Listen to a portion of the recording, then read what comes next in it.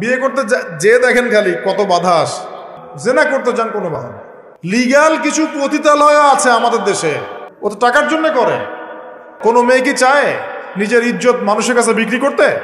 পোশাক এমন হবে না, আটো সাটো পোশাক চলবে না, পুরুষের পোশাক চলবে না, অমুসলিমদের সাদৃশ্য আছে এমন পোশাক চলবে না।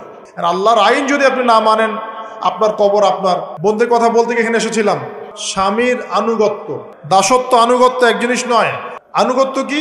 কোরআন সুন্নাহ সমর্থিত কাজে আপনি স্বামীকে ফলো করবেন, আনুগত্য। স্রষ্টার অবাধ্যতায় সৃষ্টির কোনো আনুগত্য নাই। আমার 10টা নসিহত, জ্ঞানের বিপ্লব ঘটাতে হবে, পারবেন ইনশাআল্লাহ।